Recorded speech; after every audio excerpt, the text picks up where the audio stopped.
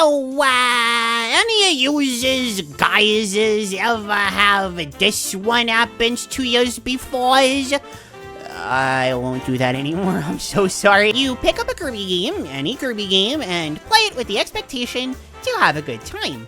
Masterpiece or not, Kirby games are usually a safe bet, so you don't think too deeply about what it is that you're playing, and enjoy yourself.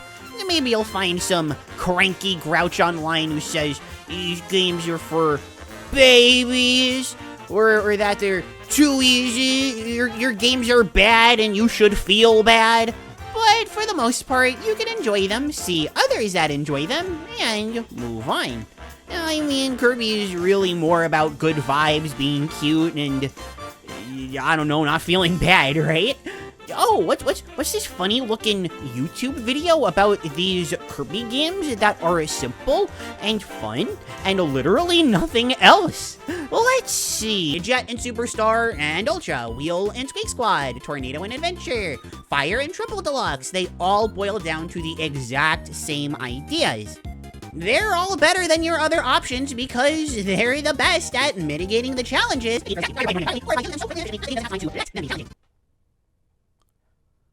My soul has been changed and I'll never be the same again. For a lot of people, I know Kirby games aren't often thought of as particularly deep or anything like that. I mean, my short answer response is to go back 5 or 10 seconds in the video and rewatch the last gag, but I suppose if I'm gonna claim that Kirby speedruns specifically are the best speedruns ever, I should have a long answer ready too. Oh, I didn't say that yet. Spoilers? That I mentioned already in the title of the video? Yeah, I do think Kirby games tend to have the best speedruns ever, and whenever I see lists from people talking about the best speed games, or looking at the most active games on speedrun sites, not seeing Kirby games at least mentioned most of the time bums me out. And yes, it's because I think they're the best, but can I shut up about that already and just get to the point explaining why I think they're the best? Okay, you don't have to be so mean. Or maybe you do, I don't know. Point is, Kirby speedruns rule, let's talk why. Before going into what makes these runs stand out though, let's tackle these games compared to other speed games and see if they check off these standard boxes. You know, things that often make other speed games really fun.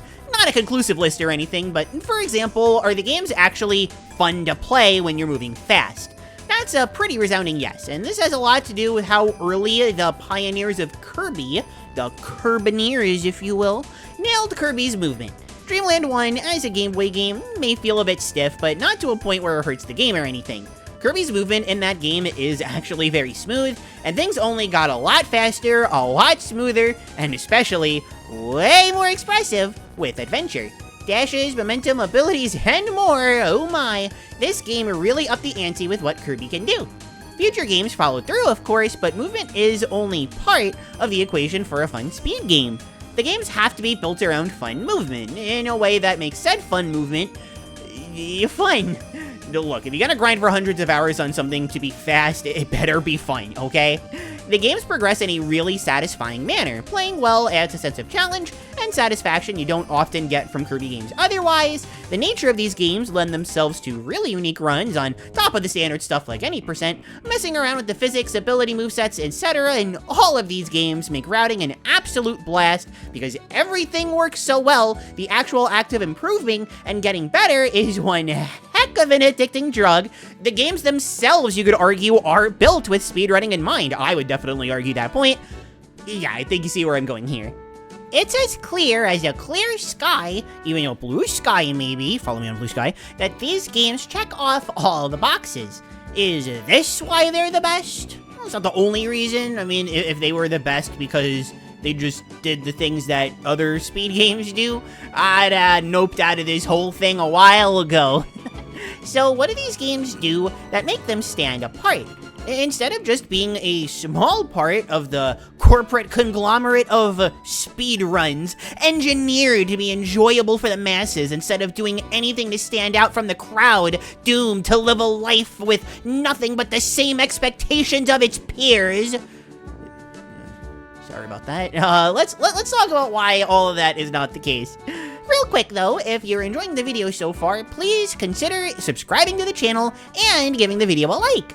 Both are free, they're easy, and help me out by getting my videos around to more people. Thank you! First off, on top of there being a lot of Kirby games to run, there are so many different categories to run in every game. Obviously, each one has their speedrun standards of any percent, beating the game as fast as possible, and 100%, where you clear everything the game has to offer. But then you have some more specific cases, such as, I don't know, all Sunstones or all Code Cubes in Kirby Triple Deluxe and Planet Robobot. You're effectively doing a 100% playthrough of just the main campaigns here, except you get to ignore the stupid, annoying RNG, keychain, and sticker nonsense. No reason to slowing your run down.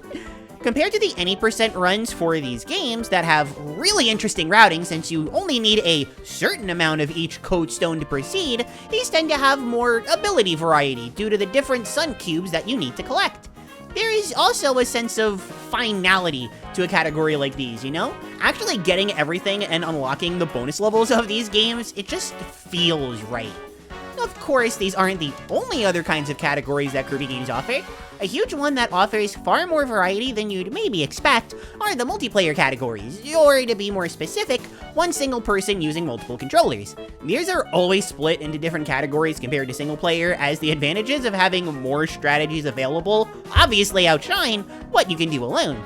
I have a couple of videos where I talk about multiplayer strats in different games, especially the one where I talk about rubber bands, so consider checking those out for more detailed info. Heck, even the spin-offs enjoy this insane variety. I'm a huge fan of Superstar Stacker, or Kata Kata Kizu, or just Star Stacker if you're annoying and mean and annoying. And your options here are crazy. You've got your story mode playthroughs, time attack runs, challenge mode where you challenge yourself to see how fast you can get a certain amount of points, and my favorite, round clear, where you play the round clear mode on any given difficulty. All of these have very different flares to them, as well as unique individual subcategories that help them stand out. For example, aside from the round clear stuff that I just talked about, please tell me you remember, there's a regular story mode run, as well as one where you actually fight Grill at the very end, instead of actually having a climactic fight with the final boss day-to-day. Huh. So, that's it then. These great, nay, the best speed games because of the variety on display for every game. They're made to be flexible, and they are. Seems simple enough? Well, ya silly little silly, that's once again only part of the puzzle. A singular piece of why these games are so fun to speed through. A personal favorite reason of mine definitely involves the variety of movement. In many games, speedy or not, you have a character that has a set-in-stone feel to them. You may be able to upgrade the character, but the way that everything flows on the most fundamental level is largely the same. Kirby, well, okay, so you're playing a hundo category. Hundo being 100% if that wasn't clear. Anyway, you're running hundo for, I don't know, Return to Dreamland and having a grand old time. You're actually using fire for a lot of it, not wing, but even if you wind up winging it, it's all fun. Then you find an energy sphere in a room where you're given, I don't know, high jump so that you can get it faster. Fire is an offensively inclined ability that's much better for moving left and right, while also being good for spacing and dealing damage to bosses. While wing is all about keeping up that movement, up or down, left to right, or diagonal, whatever, while high jump is all in on moving up and really not good for anything else. You'd think you would want to just keep fire or wing here, since if you think about an any percent playthrough, yeah, those would be much better, but high jump ultimately is going to save you the most amount of time. The hows and specifics, definitely their own videos for sure, but my point stands in simply saying the names of 3 different ability you could use for one collectible. You can already get an idea of how varied these runs can get, not only in terms of your copy ability, but in terms of your movement. So that's it then. The movement in these games, while having some common traits, can feel completely different from each other based on something key to the way that these games work, the different copy abilities. Great, we cracked the code! Except, of course, we didn't. It's just another aspect of what makes them great. And Here's another, one that is finally easy to explain too, albeit one that requires the use of one's eyes. You see, looking at these games as speed games with your eyes, it's pretty heckin' great. And this goes two ways too. Speedrunning in general is a really fun spectator sport, but Kirby has that surprise factor going for it. Very rarely do you find speed games with movement, tech, etc. like Kirby's, but combined with what the general perception is of Kirby, and you can really surprise people with what these games can manage to pull off. On the flip side, for the runner themselves, pulling off super cool tech like this not only looks super cool in hindsight, but it makes you feel really good when pulling it off. Very rarely, if ever, does cool looking Kirby tech not also inherently feel great to actually do. It's crazy, half in a great way and half in a startlingly startling kind of way. Needless to say, these are great games to speedrun. Again, I think they're the best. The whole point of the it of me is that I want people to know this, and I hope you leave this video thinking, wow, Kirby run speeding is really cool. I better give this video a like, comment down below my thoughts, and subscribe to the channel. And maybe if I want to go the extra mile, consider becoming a pup trainer on Patreon or a mempup on YouTube. These are very oddly specific things, but I'll take this time to thank my head-patting Fluffle fan puptrons and mempups, Freakish Uproar, Lydia Scribe, Heavy Points, Nightfall, and Galaxy Fan 4. I love you all! And until I see you all in another video, I've been Klaire. Thank you again so much for watching, and can you believe that I still haven't told you the real reason why Kirby speedruns are the best? The absolute truth is, ahem, in some of these, you use Parasol, and I really like it because it's silly and it's fun, and it's my favorite ability because it's silly and I really like it.